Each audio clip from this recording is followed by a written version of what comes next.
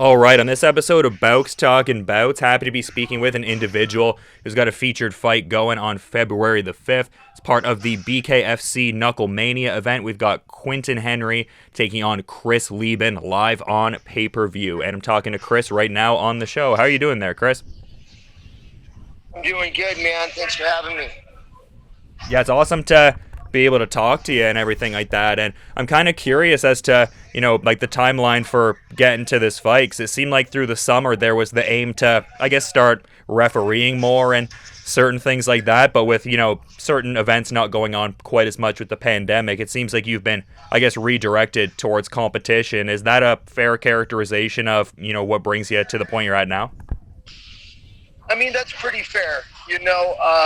Ultimately, I want to pursue a career in judging and refereeing along with coaching and running my own gym. But as you know, with the COVID and especially being out here in California, it's kind of slammed on the brakes on a lot of things, going for me.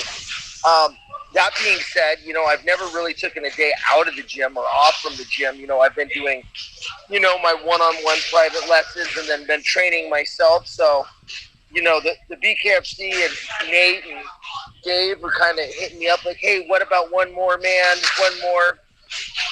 Ultimately, I must love it because, everything is going fine. I really have no reason to fight other than, why not? I enjoy it. I'd like to finish my career on a win. Quentin Henry is a fantastic fight, great opportunity, and I think that it'll be an exciting fight for the crowd. So just to be clear then, this is officially going to be the swan song, like the send-off fight for you, this upcoming Knucklemania fight? This is it, yeah. Yeah, this is it. Well, it seems like a great opponent to be going out there with in the sense that they've got, the back-to-back knockouts, 2-0 under the BKFC banner. What are your thoughts on Quentin Henry's skill set? Like, has he been a guy that you've, I guess, watched tape on or seen a bit of prior to this bout? Yeah, and obviously I looked into him before I picked him. I think he's relatively knowledgeable. I know he's got his own gym, and I know that, he's a brawler, but he's an educated brawler. He slugs, but he knows what he's doing when he's in there swinging. That being said, he is a little bit of a live by the sword, die by the sword kind of guy. And really, I am too. You know what I mean? Ultimately, that's what I want. This is going to be my farewell fight, my final fight. I certainly don't want it to be a boring one. Win, lose, or draw, I want to give the crowd what they want. And I want to finish that legacy of mine, with another spectacular bout. Yeah, you're preparing with some of the best from what I can tell. Like I saw a couple days ago, it looked like you were getting in some rounds with the current heavyweight champion, Joey Beltran. Who else are you getting in a lot of work with in this camp leading into the Knucklemania fight here? I've been here at the arena training with Joe Vargas, the boxing coach here. He's been bringing in various boxers for me to work with.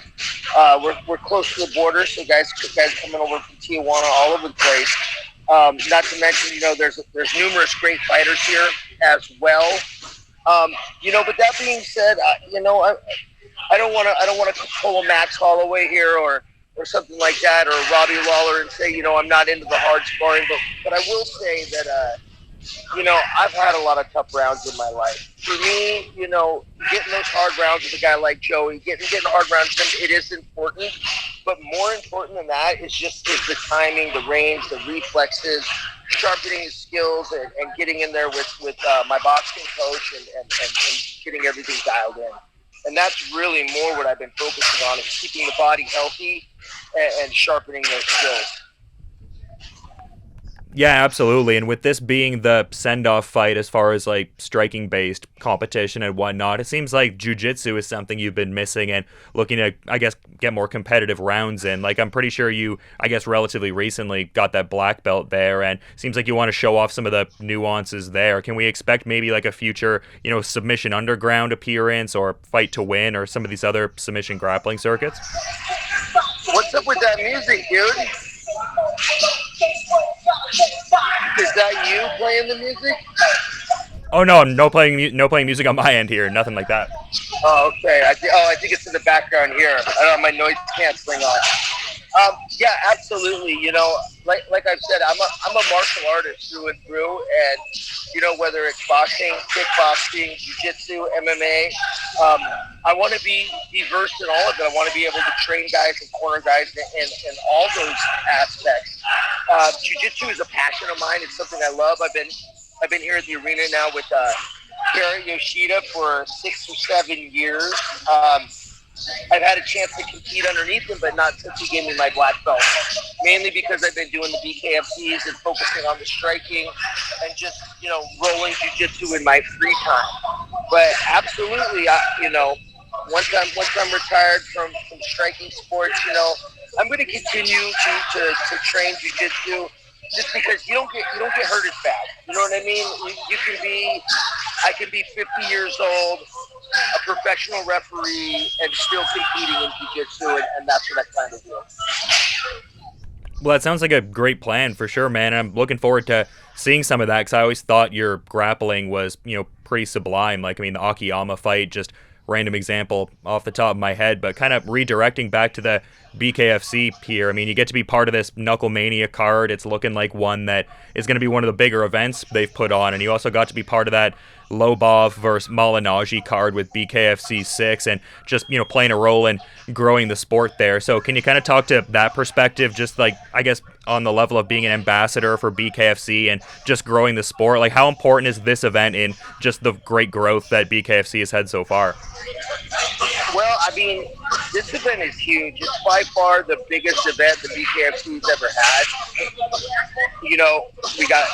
I'm on there, Paige is on there, a ton of other great fighters on there.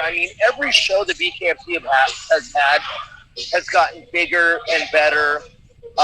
They're progressively, they're growing, they're getting more and more talent. The level of talent is increasing.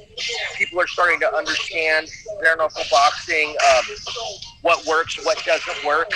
The game is changing, and you can see it. It reminds me of the UFC back in the day. You could see guys starting to figure out, oh, hey, this works, and this doesn't work. You take off the gloves, it changes things, and it's just so cool to be part of that growth and be part of something so fresh, and hopefully 30 years from now, I'll be able to tell my grandchildren that, I was one of the first bare knuckle boxers to kind of revive the sport in America.